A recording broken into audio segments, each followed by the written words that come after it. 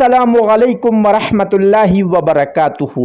د اخر زمانه زناور لګړ بګړ چې هغه پاکستان ته څنګه راغله او څنګه ډیر ماشومان او ډیر زنانه هم خولې دي او باقاعده وس نور کړه ته هم نقصان ور رسوي. ملګرو دا لکړ بکړ چا راوستو ځکه چې دا لکړ بکړ خو په یورپ ممالک کې ډیر دي خو پاکستان ته په کومه طریقه باندې راغلي دي. ملګرو ډېر افسوس مقام دی.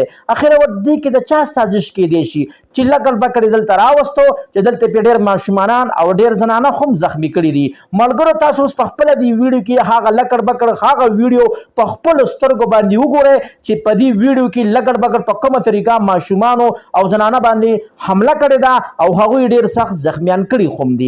ملګرو که تاسو هغه ویډیو کتل غواړئ نو مهرباني وکړئ که تاسو زمونږ چینل کې نوی وئ نو زمونږ د چینل مهادر سره سبسکرایب کړئ او خوا کې ورسره د ټلۍ بټن ووهئ چې تاسو ته زمونږ خبر ډیر زر در رسي. د آخري زمانې لګړ بګړ چې دا د مردان په یو کلي کې راغلی دی خو اوس ډیر خلک دا وایي چې دا لګړ بګړ ثوابۍ ته هم تللی دی او ورته هم ډیر ماشومان او ډیر زنانه هم خوړلي دي. ملګرو د کلي خلک ډیر په خوب او خیراس کړي او خلک هلته کې د کور څوکۍ هم کوي ځکه چې په لګړ بګړ باندې د ډز ګولۍ هم اثر نه کوي.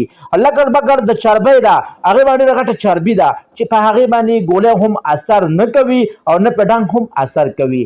ملګرو یو د کلي چې کوم خان دی هغه ورته یو 50 لکه روپۍ خو ایستې دي او هغه دا انعام دلی دی چې کوم کس خو لګړ بګړ ونیولو او مال یې ژوندی راوستو نو زه به هغه له 50 لکه انعام خو ورکوم. خو اوس داسې چې تکې هم نور ځوان پیدا نه شو چې لګړ بګړ گرفتار کی او هغه خان لیور کی او هغه خان دا هم ویلي دي چې تاسو لګړ بګړ ته هیڅ نقصان مه رسوئ چې د چا څومره هم نقصان شوي زه نقصان نه ګټه کوم خو تاسو لګړ بګړ مه قتلوئ مال یې ژوندی راولئ نو دا به زه خپلې مالکانو ته حواله کړم.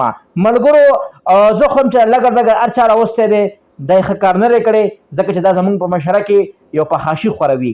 ملګرو زما له طرف نه دغه معلوماتو د دغه رنګې معلوماتو دپاره زموږ د چینل مخه در سره ضرور سبسکرایب کړئ او خوا کې ورسره ضرور د ټلۍ نشان ووهئ چې تاسو ته زموږ خبر ډېر زر در رسي.